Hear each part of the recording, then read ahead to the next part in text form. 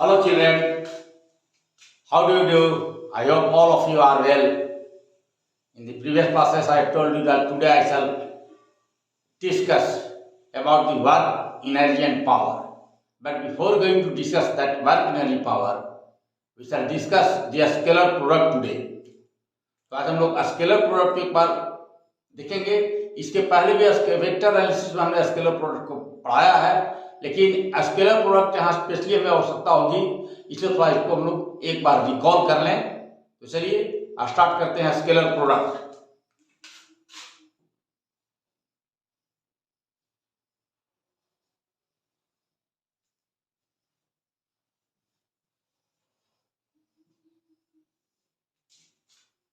देखिए scalar product का क्या है कि दो वेक्टर अगर हो, कहीं एक वेक्टर इस ढंग से है बी आपका है और एक वेक्टर इस तरफ आपका ए है, कहीं ऐसा आपका ए वेक्टर है, तो आप यहां पर आप ए दिखाते हैं ऐसे, ये आपका वेक्टर ये हो गया और ये आपका वेक्टर बी है। मैग्नीट्यूड बराबर कर देते हैं। तो अगर A dot B scalar product में रहेगा तो it is defined as, defined क्या आता है, A mod B cos theta, या इसको हम लिखते हैं A B cos theta, where A जो होता था this is equal to A and vector अब मॉड बी का लेते हैं तो ये इक्वल टू बी होता था। ये आप देखिए तो ए cos बी और बी क्रॉस ए ये है क्या, ये अगर बी को अगर यहां से यहां परपेंडिकुलर डालें तो किस बार आ जाएगा ये, अगर ये पॉइंट ओ है और ये पॉइंट पी अगर हुआ तो ये पॉइंट पी है और इसको यहां हम लोग एन कह दें, इसको एन कहिए, तो आपका ओ एन जो होगा ओ एन ये कुछ नहीं है बल्कि ये आपका बी मॉड कॉस थीटा है या बी कॉस थीटा है। या तो आप कह सकते हैं कि A dot B means A into projection of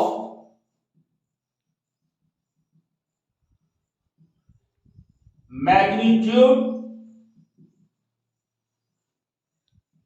of vector B on A,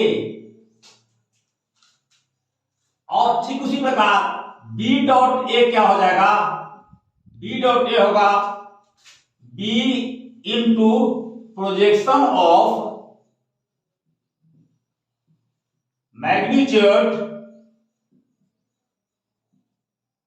of vector A on B.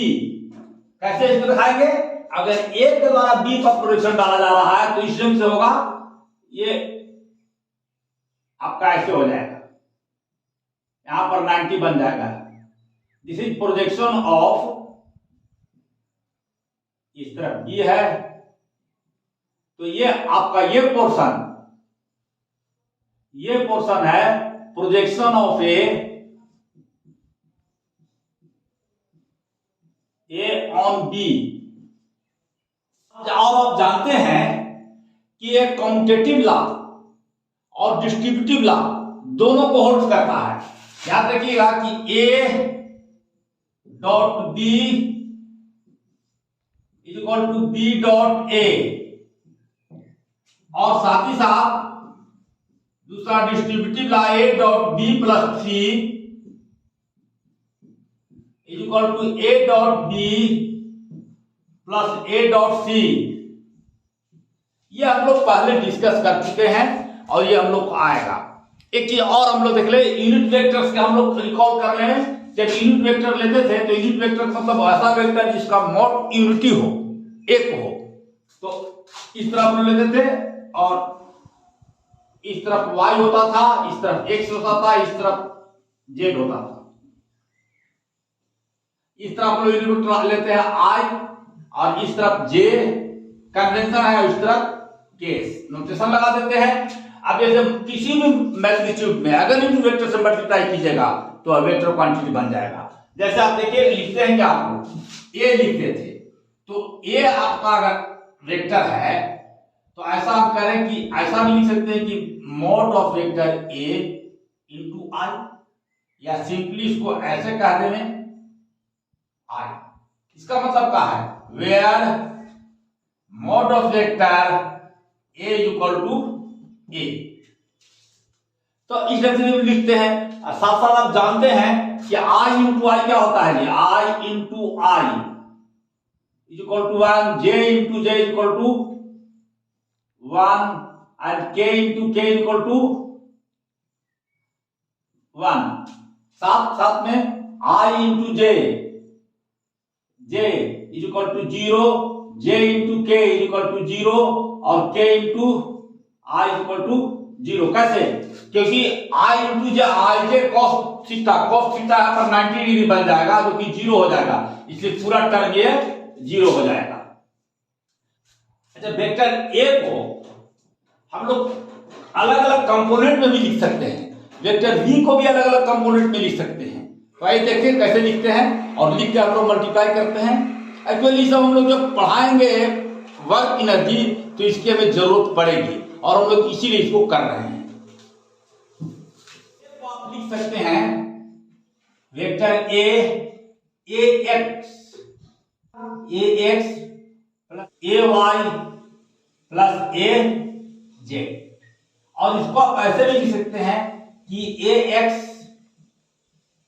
Unit vector I plus A Y unit vector J plus A Z unit vector के। और इसके लिए हम simply लिख देते हैं इसके लिए कि ए मैग्नीट्यूड को हम लगाते हैं ए x I plus A Y J plus A Z के। अब उसी से बी को भी लिखा जा सकता है, तो B is equal to B X I plus B Y J plus B Z के, ऐसा लिख सकते हैं। तो ए डॉट बी क्या हो जाएगा, ए डॉट बी, ये दोनों को मल्टीप्लाई कर देंगे तो होगा ए x I plus A Y J plus A Z के dot B X I plus B Y J plus B Z के। आई आप जानते हैं कि इसमें आई स्क्वायर इक्वल टू 1, तो इसको मल्टीप्लाई कीजिएगा, आई से मल्टीप्लाई कीजिए सब में, तो पहला टर्म मिलेगा आपको ए एक्स बी एक्स और दूसरा टर्म में आई जे आ जाएगा, इसलिए 0 हो जाएगा। हम लोग देखे थे कि I dot J equal to I J cos 90 degree, क्योंकि आई और जे एक दूसरे के परपेंडिकुलर है।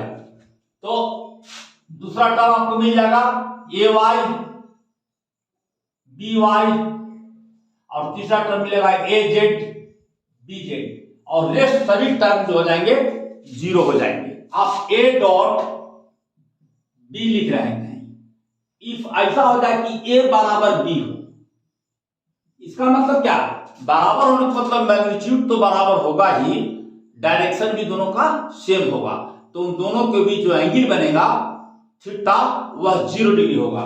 तो इसको हम लिख सकते हैं कि A dot A is equal to A mod cos 0 degree, और ये वाकई में है क्या कि ए डॉट का स्क्वायर है, और ये क्या है, ये मॉड क्या हो गया आपका, ये मॉड ए हम लोग लिखते हैं और इसका भी लिखते हैं हम लोग ए, और ये हो गया आपका 1, तो क्या बना ये ए स्क्वायर। तो किसी भी वेक्टर को अगर आप उसी वेक्टर से मल्टीप्लाई कर देते हैं तो वह उसका मॉड का स्क्वायर हो जाता है। याद रखिएगा, ये हो गया, ऐसा अगर कहीं दिया हुआ है सिंपली लिखिए तो ये ए स्क्वायर के बराबर होगा। मतलब अगर आप किसी वेक्टर को स्क्वायर करते हैं तो वेक्टर को स्क्वायर नहीं करके उसके मैग्नीट्यूड को अगर स्क्वायर कर दें तो सेम वैल्यू मिल जाएगा आपको। इस कंक्लूजन को याद रखिएगा, काम देगा। आइए हम लोग न्यूमेरिकल सिफर करते हैं ताकि कंसेप्ट और ज्यादा क्लियर हो जाए। प्रॉब्लम है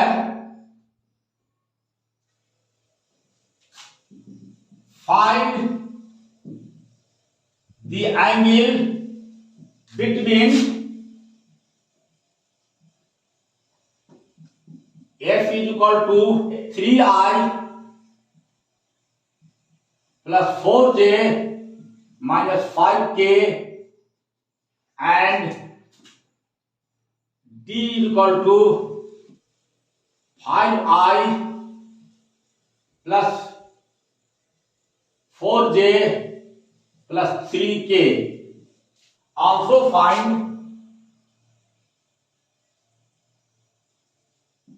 projection of f on d. चलिए हम लोग सॉल्यूशन करते हैं, सॉल्व करते हैं। मल्टीप्लाई करना है f डॉट d को पहले, find the angle between them. तो एंगल निकालने के लिए हम लोग क्या होता है, आप जानते हैं कि f dot d dot is equal to f d cos theta. तो थीटा cos थीटा क्या हो जाएगा, f dot d dot upon f dot का मैग्नीट्यूड और d डॉट का मैग्नीट्यूड। पहले हम लोग ये और ये दिया हुआ है, इसका डॉट प्रोडक्ट निकालेंगे, f और d को निकालेंगे और हम लोग काम खत्म। तो चलिए देखिए f डॉट d क्या होगा, f इज इक्वल टू आ जाएगा 3i plus 4j minus 5k dot 5i plus 4j plus 3k। इसको जब डॉट प्रोडक्ट करेंगे तो सेम टर्म तो मल्टीप्लाई होगा और बाकी टर्म जीरो हो जाएंगे। आई और आई वाले होंगे, जे और जे वाले रहेंगे और के वाले रहेंगे और बाकी जीरो हो जाएंगे। तो इसको कीजिए, ये हो जाएगा 15, ये हो जाएगा चचो का 16 16 और ये हो जाएगा 15 माइनस 50, ये कैंसिल आउट हो जाएगा तो कितना आ जाएगा 60। ए क्रॉस डी इक्वल टू 60। अब आइए हम लोग इसका मैग्नीट्यूड निकालें। तो इसका मैग्नीट्यूड निकालने के लिए क्या कीजिएगा, एफ इज इक्वल टू इसका स्क्वायर इसका स्क्वायर इसका स्क्वायर को जोड़ दीजिएगा तो हम लोग एफ निकलेगा। एफ मैग्नीट्यूड जो हो जाएगा, इसे कंपोनेंट पे स्क्वायर कर देंगे तो 3 9 और ये होगा 16 और ये हो जाएगा 25, दिस इज इक्वल टू 50। उसी तरह से डी आ जाएगा, इसको देखिए ये भी आ जाएगा क्या 25 प्लस 16 प्लस 9 अंडर रूट, ये भी आ जाएगा 50। अब हम लोग निकाल सकते हैं cos थीटा, दोनों को पुट कर दीजिए, पुट कीजिएगा तो आ जाएगा cos theta. Now cos theta is equal to 16 upon इसको दो बार मल्टीप्लाई, एक और डी को करना है, एक और डी को याद रखिए, एक और डी को इसको, तो रूट 50 इंटू रूट 50 यह आएगा 16 अपॉन 50, ये हो जाएगा आपका 25, ये हो जाएगा 8, 0.32। तो थीटा इक्वल टू हो जाएगा, theta equal to cos inverse 0.32। Now एक the projection of F on D, तो प्रोजेक्शन का होगा एफ कॉस थीटा, प्रोजेक्शन होगा एफ कॉस थीटा। तो अब आप एक चीज लिखिए, ये आंसर हो गया आपका projection of F on D is equal to F cos theta. This will be, F का वैल्यू कितना आया है, ये रूट 50 और कॉस थीटा का वैल्यू कितना आया है 0.32। तो इसे हम मल्टीप्लाई कर देंगे 0.32 से, ये आपका आंसर आ जाएगा 2.26 आंसर। तो आपको ये दो आंसर मिल गया, एक ये और एक मिल गया। अब हम लोग वर्क एनर्जी थ्योरम को करेंगे, लेकिन उसके पहले हम लोग बोर्ड साफ कर लें। तो आइए वर्क एनर्जी थ्योरम करते हैं। Work energy theorem,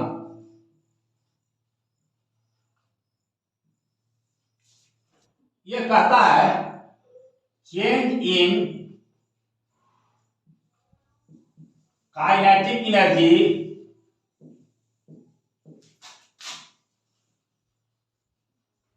of A particle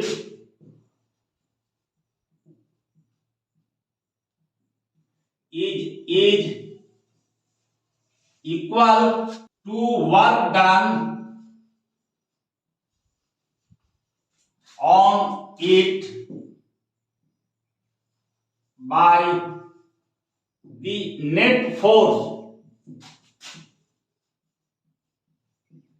इसका मतलब है कि कोई ये ऑब्जेक्ट है, ये ए है जिसका इनिशियल वेलोसिटी u है, ये u में रेस्ट में भी हो सकता है, और इस पर हम कोई फोर्स लगा रहा है F। तो यहां से यहां तक सेम रहेगा साइड A, यहां से यहां तक ये d डिस्टेंस तय कर रहा है। एक्चुअली d डिस्प्लेसमेंट भी हमारा है, क्योंकि यह हम लोग मान लेते हैं कि यह ट्रेवल कर रहा है एक स्ट्रेट लाइन पर, और जब स्ट्रेट लाइन पर ट्रेवल होता है तो डिस्टेंस और डिस्प्लेसमेंट दोनों सेम होते हैं, क्योंकि डायरेक्शन में चेंज नहीं कर रहा है। तो ये हमारा डिस्प्लेसमेंट हमारा ये हो गया, और इस समय इसकी वेलोसिटी मान लीजिए कि v है। तो आप जानते हैं कि v स्क्वायर इक्वल टू क्या होगा, u square plus 2a, s की जगह पर यहां d डिस्प्लेसमेंट है 2a d। इसको हम थोड़ा चेंज कर रहे हैं, साइड चेंज कर रहे हैं। इसको आप लिखिएगा v square minus u square equal to 2ad, और मल्टीप्लाई कीजिए हाफ m से, मल्टीप्लाइंग बाय m बाय 2, जहां क्या है m इसका मास है, m इज मास किसका, a का। तो मल्टीप्लाई करेंगे तो हो जाएगा half m v square minus half m u square equal to 2, और यहां पर मल्टीप्लाई करेंगे a रहेगा, पहले m बाई 2 से मल्टीप्लाई कर देंगे, उसके बाद a होगा, उसके बाद d होगा, यहां 2 कैंसिल हो गया। तो ये जो है आपका, ये क्या है, ये है फाइनल काइनेटिक एनर्जी, ये क्या है इनिशियल एनर्जी। तो ये हो गया change in energy, change in kinetic energy equal to, यहां से क्या आया m इंटू ए का फोर्स हो गया ये आपका। ये फोर्स क्या है m इंटू ए, जहां ये क्या है एक्सेलरेशन है, acceleration produce from this point two this point. तो ये फोर्स हो गया, और ये d क्या आपका है डिस्प्लेसमेंट हो गया। तो फोर्स इंटू डिस्प्लेसमेंट, और ये जो है वाकई में वेक्टर होता है, इसको वेक्टर नोटेशन देंगे और डॉट प्रोडक्ट रखेंगे। तो change in kinetic energy is F dot D। हम लोग को यही जरूरत थी करने के लिए। चेंज इन काइनेटिक एनर्जी जो है is equal to net force applied, net force applied, net force applied. एक चीज और देखिए कि डिस्प्लेसमेंट भी उसी डायरेक्शन में हो रहा है जिस डायरेक्शन में फोर्स लग रहा है। So displacement is in the same direction in which the force is acting. आइए हम इस वर्क को थोड़ा कम अलग अलग कंपोनेंट में तोड़ के देखते हैं क्या होता है। देखिए कोई एक ही ऑब्जेक्ट आपका है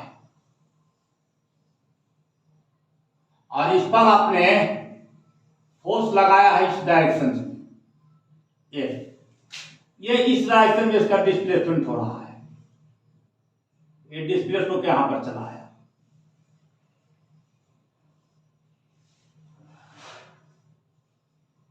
ये आपका डी है, डिस्प्लेसमेंट है। तो फोर्स तो आप इस डायरेक्शन में लगा रहे हैं, तो इस डायरेक्शन के अलोंग आपने क्या फोर्स लगाया? यहां पर देखिए, इसको हम लोग एक्स वाई ए, आप इस डायरेक्शन में फोर्स लगा रहे हैं, तो इसको हम लोग इस डायरेक्शन में एक्स डायरेक्शन हमारा हो गया, ये क्या हो गया वाई डायरेक्शन, और ये क्या हो जाएगा इधर जेड डायरेक्शन होगा। तो इस डायरेक्शन में आपने फोर्स क्या लगाया? तो जिस डायरेक्शन में डिस्प्लेसमेंट हो रहा है, force along displacement, force along displacement क्या है? F X is equal to F cos theta. और आप जानते हैं कि वर्क डन ये क्या है? F X dot D, this will come out to be F cos theta into D. तो ये हम इतना नहीं कह के सीधे हम कह देंगे एफ एक्स डी। तो ये हमारा एफ एक्स डी ये हो जाएगा वर्क डन हो गया, मतलब force multiplied by displacement in the same direction in which the force is acting, work done along the displacement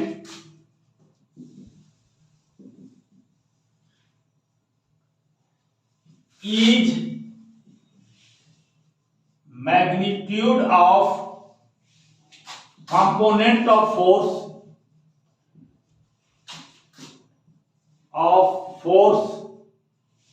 along the displacement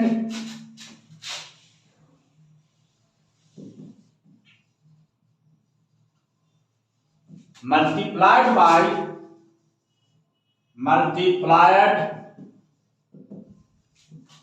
displacement। हम लोगों ने लिखा है कि कोई भी जब फोर्स लगाते हैं तो जो डिस्प्लेसमेंट हो रहा है उस तरफ फोर्स का क्या कंपोनेंट लग रहा है उसको और डिस्प्लेसमेंट को मल्टीप्लाई करते हैं तो वर्क डन मिलता है। इस पूरे को मल्टीप्लाई नहीं करेंगे बल्कि इस डायरेक्शन में एफ एक्स को मल्टीप्लाई करेंगे। क्या करेंगे? इस तरफ में हमारा एफ एक्स होगा, इसको हम मल्टीप्लाई करेंगे डी से और दोनों के सिर्फ मैग्नीट्यूड मल्टीप्लाई कर देंगे तो हमको वर्क डन मिल जाएगा। इस चीज को हमने कहने की कोशिश किया है। आइए ऐसा हो कि वर्क डन जीरो, ऐसा हो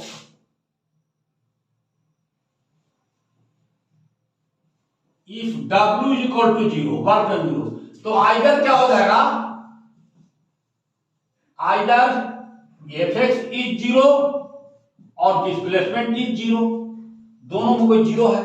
जैसे फोर्स लग रहा है लेकिन फिर भी डिस्प्लेसमेंट नहीं हो रहा है, इसका मतलब ऑब्जेक्ट बहुत ज्यादा भारू है, उसका इनर्शिया बहुत ज्यादा रहा है। और ऐसा भी हो सकता है कि फोर्स ही नहीं लगे, मतलब ऑब्जेक्ट जैसे है वैसे ही रहे, either F X is zero और एफ इज जीरो। लेकिन अगर ये W जीरो हो रहा है तो इसका एक और अर्थ है।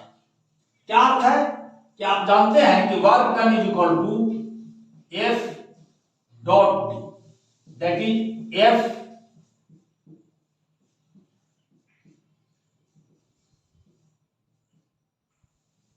Cos theta. अगर ये टर्म जीरो हो जाए तो वर्क डन भी जीरो होगा। तो यह भी हो सकता है कि ये डिस्प्लेसमेंट जिस डायरेक्शन में होना है उसके ठीक परपेंडिकुलर फोर्स लग रहा है तो क्या होगा? वर्क डन जीरो हो जाएगा। ऐसी स्थिति में थीटा इक्वल टू जीरो, मतलब एफ जो है और डिस्प्लेसमेंट अगर परपेंडिकुलर हो जाए तो वर्क डन जीरो होगा, एकदम होगा। देख लीजिए, जैसे मान लीजिए कि आप किसी चीज देखिए तलती है, इसको हम दबा रहे हैं, ये डिस्प्लेस नहीं हो रहा है, धरती पर रख के दबा रहे हैं तो क्या वर्क डन हो रहा है? नहीं हो रहा है। अगर ये डिस्प्लेस्ड हो जाए तब तो सेम डायरेक्शन में लगा हुआ है। तो ये डिस्प्लेसमेंट जो है, जो सेम डायरेक्शन में आगे डिस्प्लेसमेंट इधर वो करना है, इस साइड करना है, आगे क्यों, और फोर्स हम लगा रहे हैं इधर, तो कभी यह डिस्प्लेस होगा ही नहीं। इसलिए अगर आप के माथे पर ऊपर से एक बोझ रख दिया जाए और एक जगह पर खड़ा है, कुछ कर ना रहे हैं, मूवमेंट भी आपका डिस्प्लेसमेंट नहीं हो रहा है, तो आप कोई वर्क नहीं कर रहे हैं। जैसे मान लें कि आप माथा पर पूरा बोझ लेकर के एक चक्कर कमरा का लगा लें और जहां पर चले थे वहीं पर पुनः पहुंच जाए, तो डिस्प्लेसमेंट इज जीरो, तो work done will be zero. और एक ये और सोच सकते हैं कि आपका जो फोर्स लग रहा है वो डिस्प्लेसमेंट के परपेंडिकुलर हो रहा है, तो वर्क डन जीरो हो जाएगा। आइए अब हम लोग कुछ वर्क के यूनिट के बारे में और इसके डायमेंशन के बारे में चर्चा करते हैं। वर्क का डायमेंशन होगा dimension of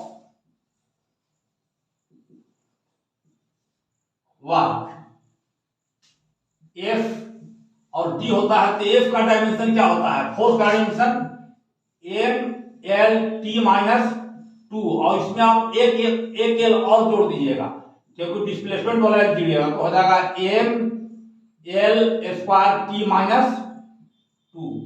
this is dimension क्या होगा, यूनिट ऑफ वर्क। वर्क का यूनिट बहुत सा होता है। पहला तो आप लिखते हैं work is equal to F D, force का होता है न्यूटन और इसका होता है मीटर, तो newton metre, this newton metre is called joule. Joule was a British scientist, Joule was a British physicist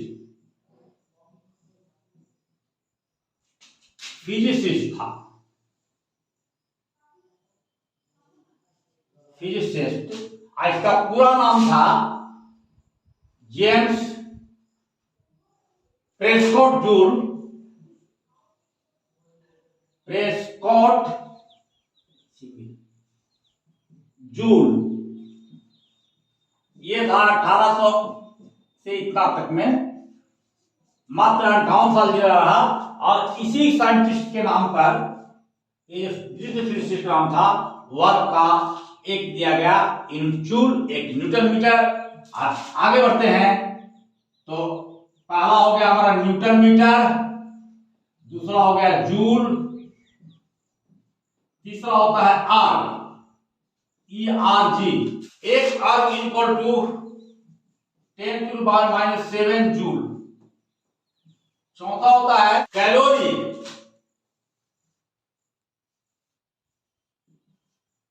और 1 कैलोरी इक्वल टू 4.186 जूल। इसको कहते हैं 4.2 जील भी कहते हैं, 4.2 जूल। अगला होता है फिफ्थ है इलेक्ट्रॉन वोल्ट, इलेक्ट्रॉन वोल्ट, इसको दिखाते हैं ईवी से, और 1 इलेक्ट्रॉन वोल्ट होता है इक्वल टू 1.6 × 10⁻⁻19 जूल। एक और हम लोग यूनिट लेते हैं बिजली वगैरह को मापने के लिए, उसको कहते हैं किलोवाट आवर। ये भी एक ऊर्जा की इकाई है, कार्य की इकाई है। कार्य मतलब क्या, ऊर्जा। वर्क इज क्या है, वर्क इज एनर्जी।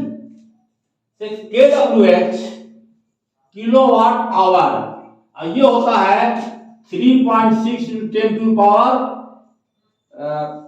10⁻6 जूल। इतना एनर्जी कहते हैं किलोवाट आवर, 1 किलोवाट आवर, और ये होता है इक्वल टू 1 यूनिट। कैसे इसको निकालते हैं, 1 किलो हो जाता है।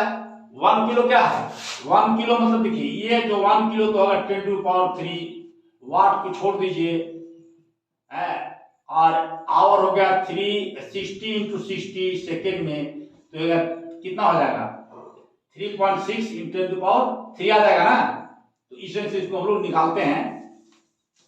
तो चलिए अब हम जब नेक्स्ट डे मिलते हैं तो इसका थैंक यू बच्चों, अगले क्लास में फिर मिलते हैं।